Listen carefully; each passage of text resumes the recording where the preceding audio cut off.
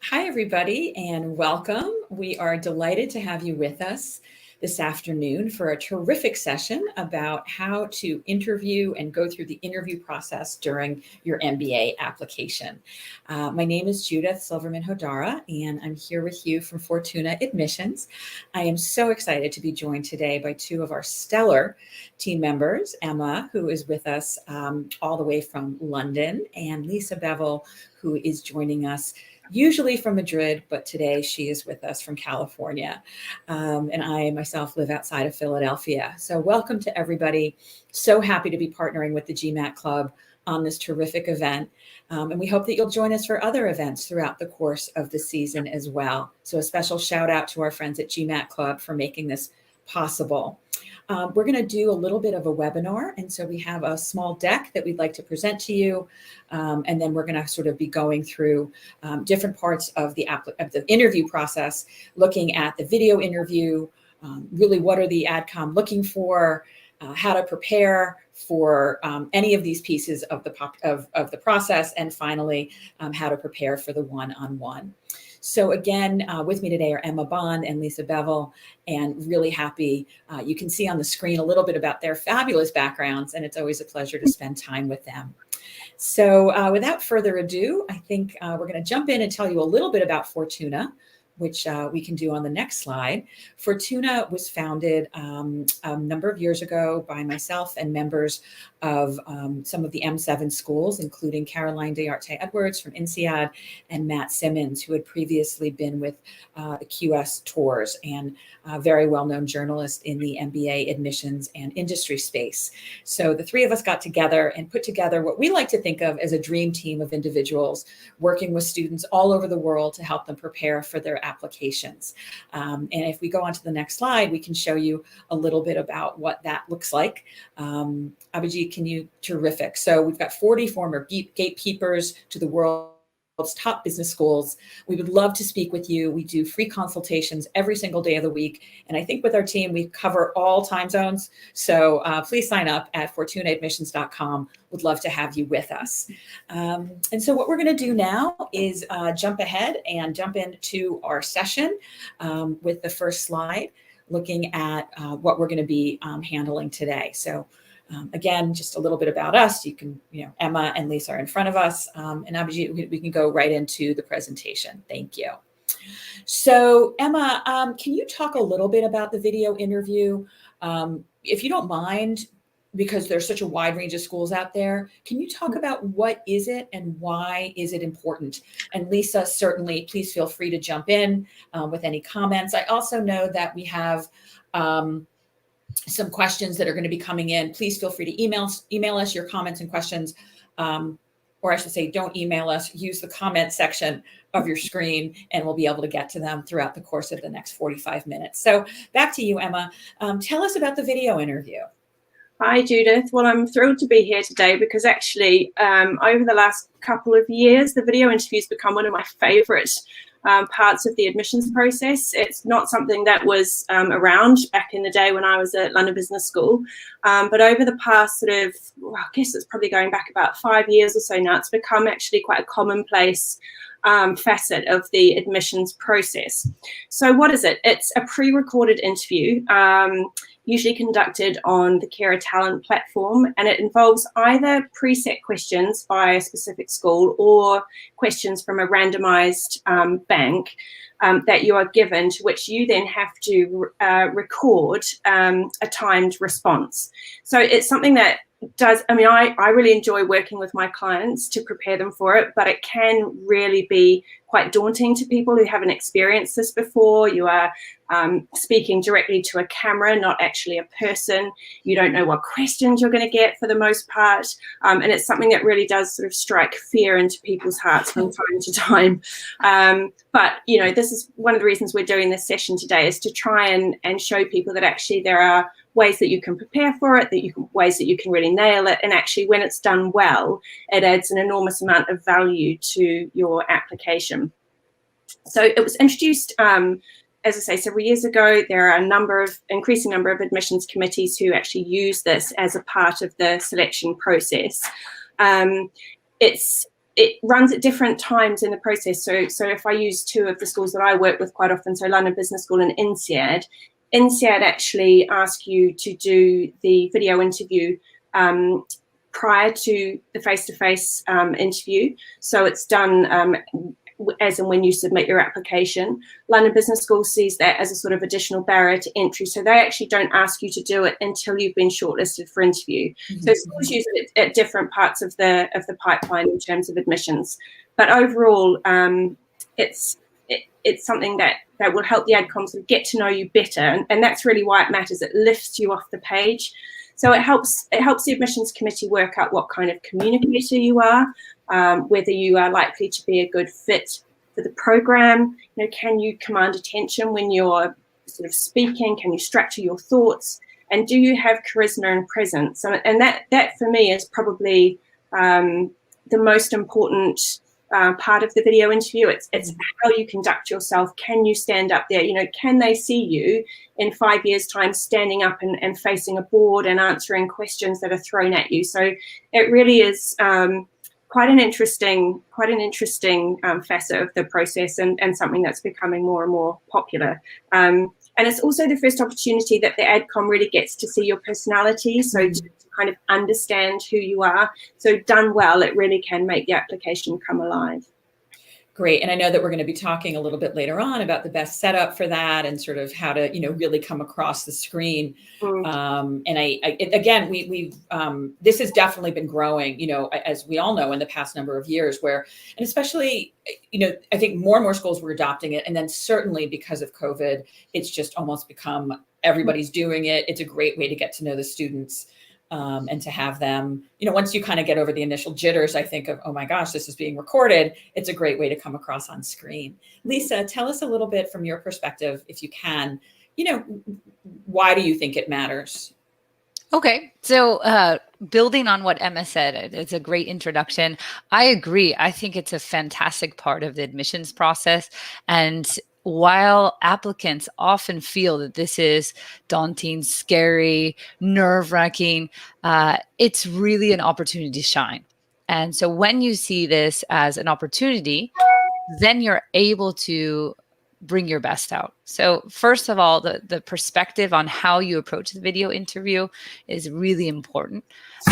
It's an opportunity for you to showcase skills, and adcoms are looking at who this person is, what they're going to be able to bring to the program, how they're going to develop and contribute and add value to the experience during the MBA and also beyond as professionals. So like Emma said, the application can be somewhat flat in that there's data points, your GPA, your GMAT, your essays, your letters of recommendation, which provide a little bit more perspective and context. Yet the video interview is where it's you speaking. So it's your moment to shine. So first, perspective, consider that this is a great opportunity to really showcase who you are.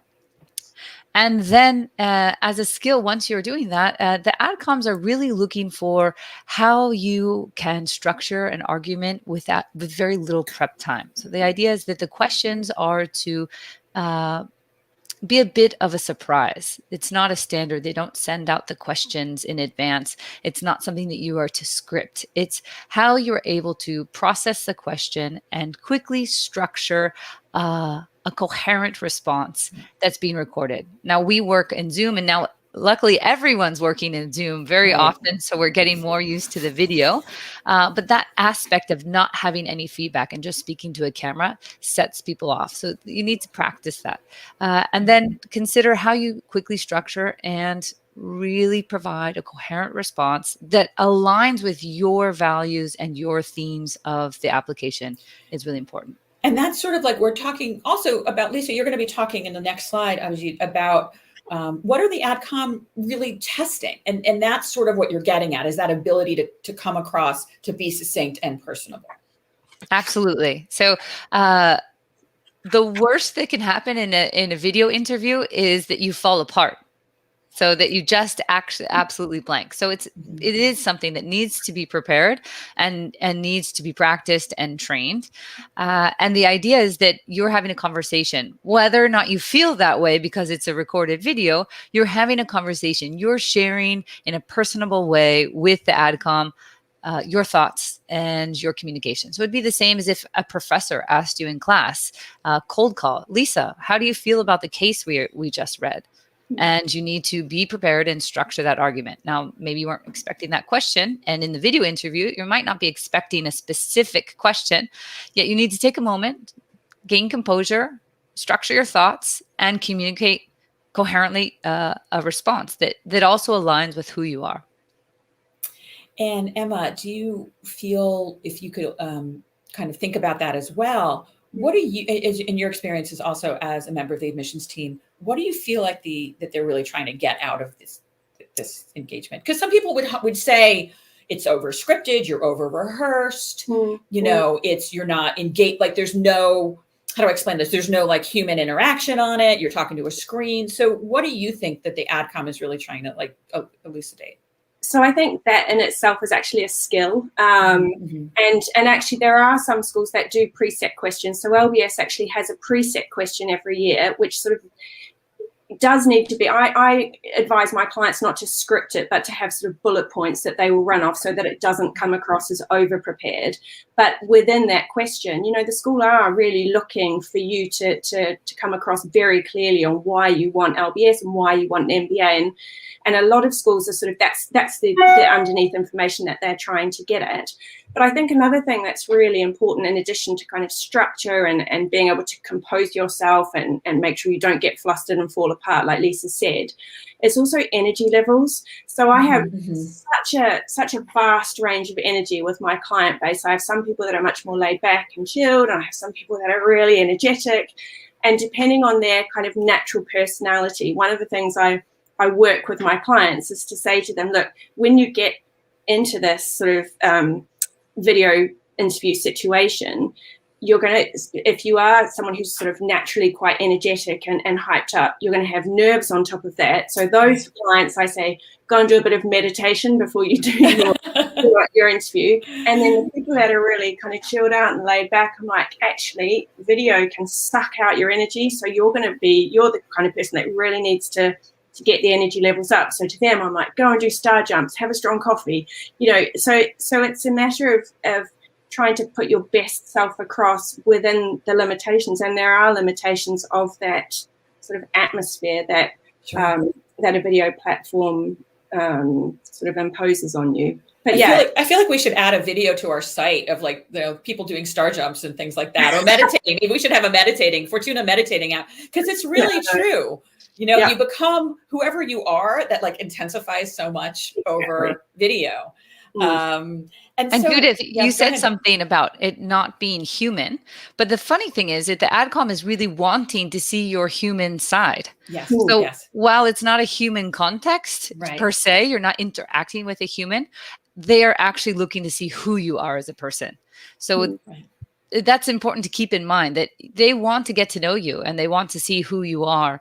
And it's important to be authentic. So really build your energy, be your best self, but also be you. Because if you are one of those chilled people and you try to be too energetic, that comes across as somehow not authentic, false, or forced. And so the video interview does require practice. People think that they can breeze their way through it, and no, the managing your nerves, the setup, which we're going to talk about in a minute, and then feeling confident with who you are and your ability to communicate, even in this non-human context, to show who you are is really important. And it's a skill that they're testing.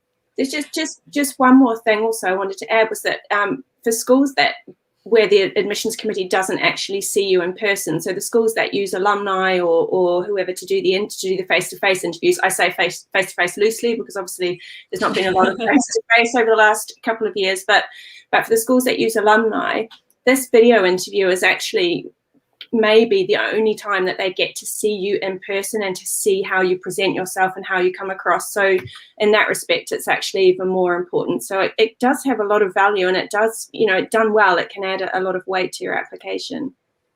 So we're going to go on to the next slide and really talk about that preparation. So we're going to sort of go back to the basics on this. And in the next slide, we're going to talk about what we're going to do to get prepared for the actual interview itself. So we're going to go to the next slide, please. Good question. How do I prepare? Emma, take it away. I think we just skipped one there. I was just going to do it. If we can just go back, Abhijit, just one to back to basics. Okay, right. My apologies. That was my fault. You whizzed past it.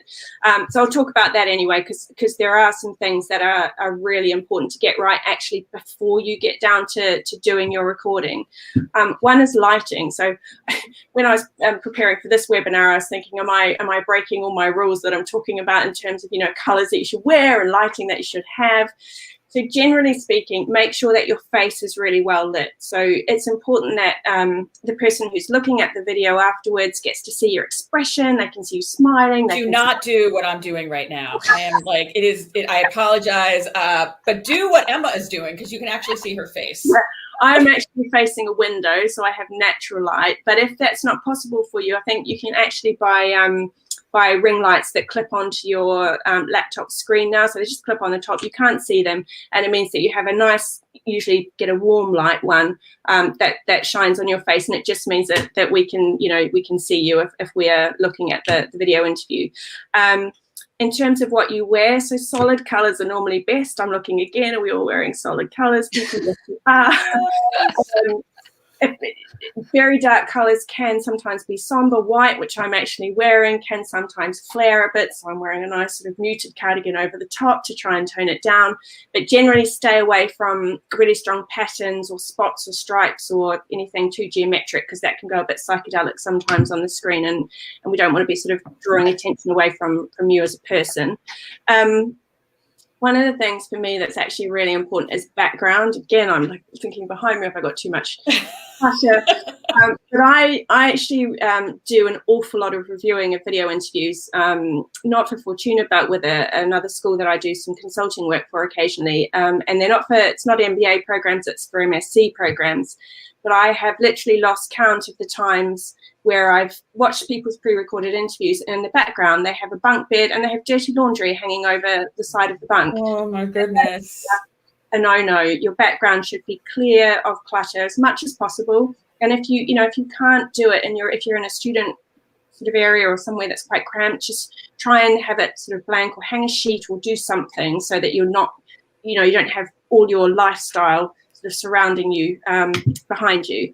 Then there's a couple of other things. So camera quality and sound quality. There's not really an excuse these days for poor camera quality.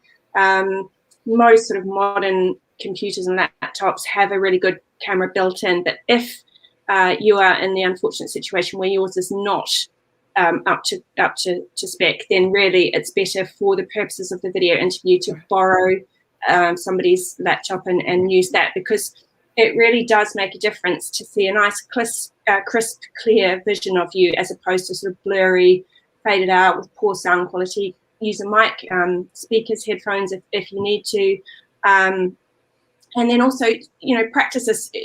Lisa will talk a bit about sort of general prep in a minute, but in terms of your technical side of things, check in advance, check that everything's working. Don't get into that situation where you start to record and something's not going right, because again, I've reviewed lots of people where sound is dipping in and out and there's background noise and everything, and that can be really distracting, and we want the focus to be on you and the great things that you're saying and that high energy level that you're showing.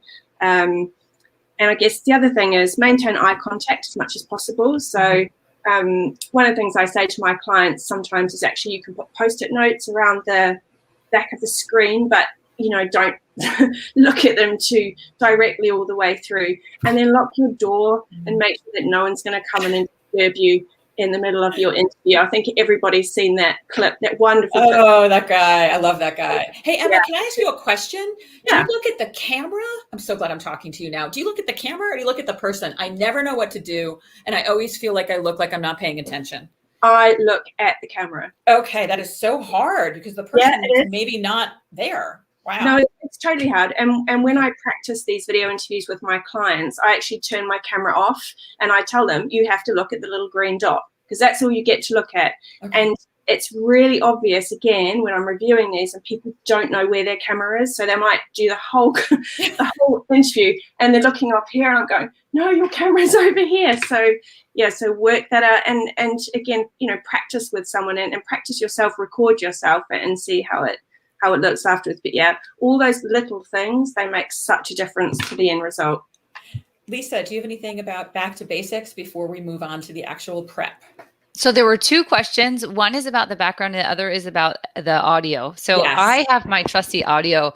I feel very confident in the speakers that I'm going to have in the microphone. It's totally accepted. I think in terms of age, younger audiences don't use them so much, but what's important is the quality. So do what works with you. And in terms of the background, if you don't have a good background, you can use a theme. It should align with who you are. So what do you want to communicate to the adcom? Do you want to have the palm trees and the beach in the background? Is that the vision you want to give? Probably not. Maybe, even the school background could be a good one. Everything's out there, but think about what your background is part of the image that you were transmitting, and might be subliminal, but we do see the dirty laundry or the unmade bed.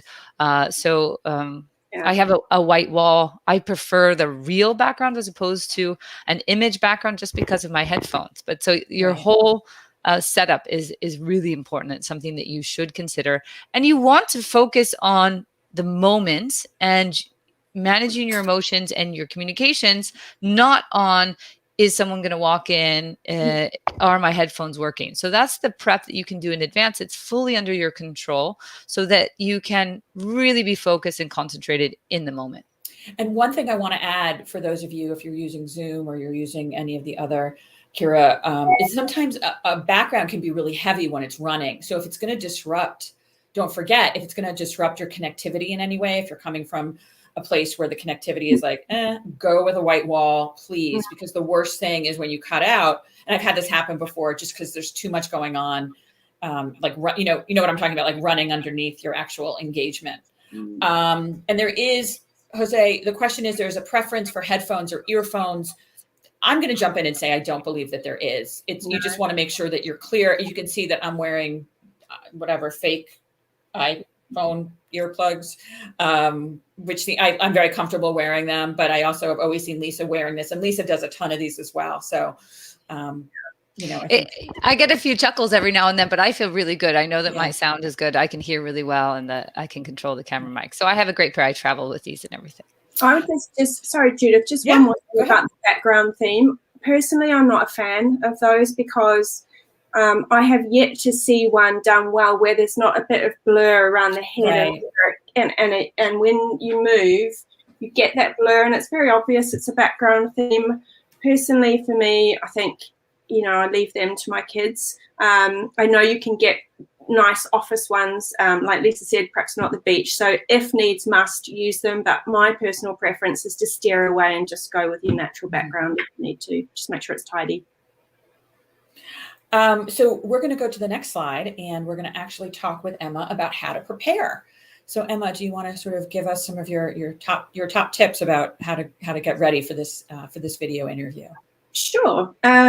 So I think the main thing is that practice is absolutely crucial. So practice in the same way that you would practice for a face-to-face interview with an alum or with someone on the admissions committee. You need to practice for this. So I'll maybe just talk briefly about the preset questions, which some of the European schools use, and then maybe hand over to Lisa to talk about some more. But some of the European schools have preset questions, which I think is less common. Most are randomized to make you sort of think on your feet. But if you are applying to a school where there's a preset question, it is really important to prepare. The admissions committee will expect that you have actually done your due diligence, you thought about the question, you spent some time in self-reflection, and that you are, really presenting a thoughtful answer. It's no good just sort of rocking up the day before the video interview and the day before you're going to record it and thinking, I'll just sort of ramble on a bit for 90 seconds or whatever your time limit is, because it's going to be really obvious that you haven't thought it through, you haven't prepared, you haven't structured your answer. And if you've spent all that time putting together a really strong application, it's just senseless to me to come in and torpedo your chances by not preparing for those sort of questions. They're usually, as I say, around sort of why MBA, why the school. Some schools also actually ask you to do a writing sample, so that's something that we haven't really discussed. And that can be a bit disconcerting for you if you don't have English as a first language, but you know, practice really does make perfect in these instances. So yeah, practice, practice, practice. And Lisa, anything about generally how to get ready? I know we're going to talk in a minute about kind of getting your audio and your video prepped, but tips that you have. And I know, again, Lisa, you do a lot with students around positivity and sort of, you know, looking at the ways to best present. So things that you've been thinking about. Mm-hmm. So once you get all of the technicalities set up, and then you can focus on how you're going to present yourself in these seconds that you have. So it is really important, because 90 seconds sounds like a short amount of time, but it actually is quite a significant amount of time, where in 90 seconds you can torpedo your entire application. So it is important to take that seriously and really prepare. Like I said before, your perspective and how you see this is going to come through in how you communicate. So if you see this as this terrible fear, I can't believe I have to do this, that emotion is going to come through in your tone. If you see this as something exciting where I can really showcase who I am and share my excitement and my alignment with the school and why now is the right time in my career and why this school is really the school for me, then that will come through in your tone as well. So what Emma had said before, depending on who you are and, you know, getting yourself energized or calming yourself down is really critical, and also considering some positive emotion. So being in a good space. If you've just had, you know, a tough day at work, don't do your interviews that day. If you're not a morning person, don't wake up and think that you're just going to jump into this. So do take consideration for the timing. And then before, a great way to have positive emotions is to be grateful. So to think about what was fabulous about the day, what is fabulous about this experience, and that can create some real positive emotions, and that's going to help to shine through in your tone.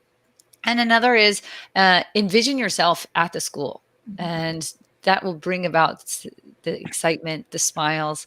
So really how you are, the timing of the day, and how you are in terms of your emotions, your positive emotions at the moment of recording is going to be critical. You know, Lisa, I have to say that this is, I'm thinking about gratitude, and I literally am thinking how glad and grateful I am that I get to work with you and Emma. Like really, like what wonderful people you are, despite the fact that we've rarely, if ever, had the chance to meet in person. I agree. And it's like making me like feel like, you know, positive and smiley. And so, and no, this was not like a plug, but it's just like really thinking, being grateful really does work, folks. No joke. It does work. And I have to say, I really enjoy the Fortuna team as well. We have a great team. Doris, I know that you have a question, which anybody can answer. What happens if you face unforeseen tech interruption? Are schools typically understanding? Emma or Lisa, if you wanted to take that one, that would be great. Sure. So I'll jump in there. Yeah, we've all been in situations where the tech goes down. It happens to us in these webinars from time to time. It's a nightmare. You're all sort of hot and sweaty and flustered, and you have to try and get back online. If that happens to you, don't panic. The schools will be understanding, but what I would suggest is that if it happens to you in the middle of your recording session, the minute you're done, you contact the admissions committee. Don't leave it and then, you know, 2 weeks down the track say, oh yeah, I had a bit of an issue. If you have a genuine problem, get onto your admissions rep, you know, straight after the call and just ask whether you will have the opportunity to do it again. And if it's a genuine tech issue, it'll be evident from the video. They can pull it up on the Carer platform and review it, and they'll see. So usually schools are pretty understanding, but just be upfront about the situation and get on it quite quickly. Great. And adding to that, how you communicate with admissions team is really important. So sometimes you can be all hot and flustered and send us, you know, oftentimes people like to communicate more in chat format. So send an email. I've had a problem. Send. What should I do about this? Send. You know, if you have an authentic technology problem, take a deep breath, slow down, and do not start your email with "Hey," comma. Yeah. Never a good thing. Please save us all. Do not use "Hey." Craft a professional email to explain what happened, just as you would in a professional setting, in a calm way, and give them time to respond, because often we want an immediate response. You have to, if it is truly an authentic tech error, just trust that the system will support that. Yeah. Judith, I just wanted to jump back in on the randomized questions. Sure, yeah, great. That idea of getting a friend to help. So the randomized questions, they are random, but generally they will come from a bank which will focus on things that are important to the school. So it might be leadership, it might be your team skills, it might be your ability to interact and engage in a multicultural environment, might be your ability to take decisions, all of those kind of core MBA sort of skills that schools are looking for. So it's a really good idea to sort of have examples to hand, have them front of mind where you can demonstrate your skills in those kind of particular areas.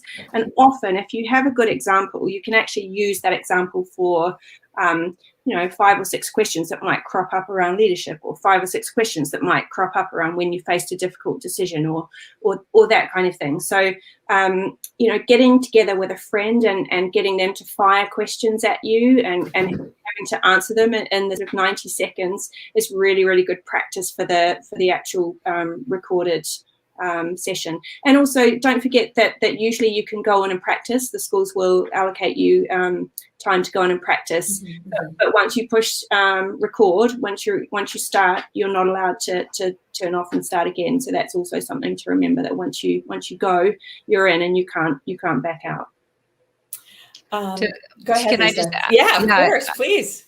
I wanted to add on that. With the random questions, there is an additional element that's being tested, which is your ability to think quickly and provide that coherent response. Mm-hmm. So know that part of it is that skill, that your ability to process the question. You have a few seconds to prepare, and then you need to go forward. And that's part of it, that they want to see who you are. And so preparing those examples in advance so that you have your own bank of examples is really important, that you can draw on. And that's also great preparation for the in-person interview. Yeah. I believe some schools allow you to skip a question.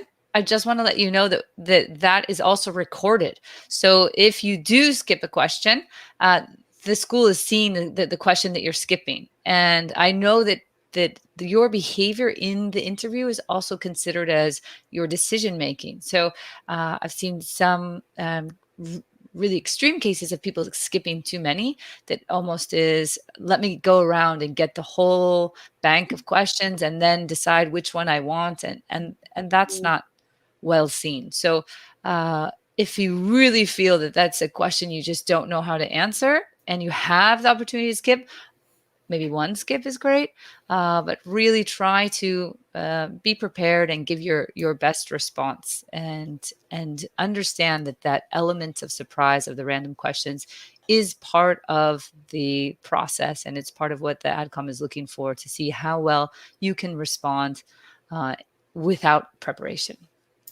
We did get a question from Ranauk, excuse me if I did not pronounce your name correctly, but that INSEAD recommends that we research about the university before recording the video essay. What kind of research do you recommend? That's a great question. Thank you so much for asking it.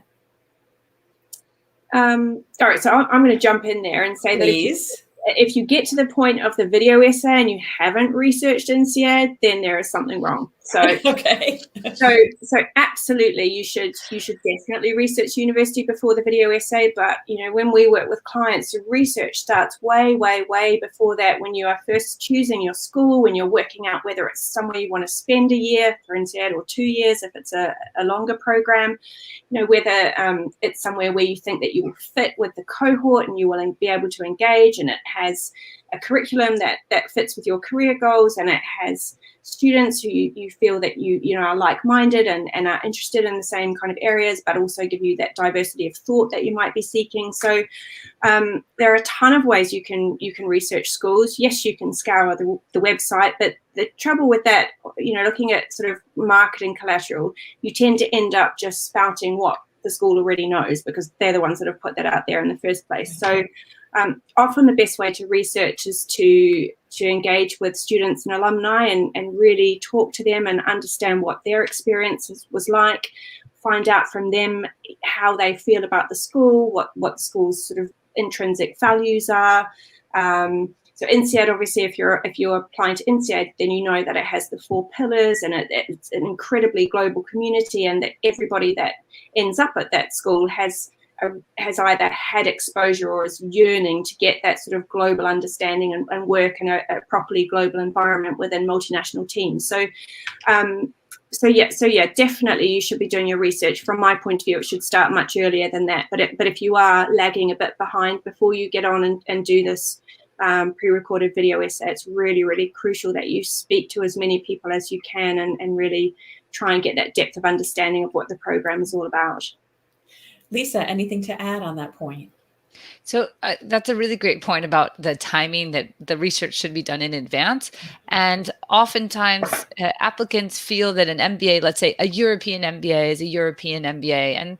And that's just not the case, that each school has a unique culture offering. Yes, they're all excellent programs and the title is an MBA. However, the experience you're going to have is going to be very different. And so aligning to that school, the values, and just that tone, if you've worked in different companies, each company has a different culture. That's like the different schools. So really aligning and finding the right fit.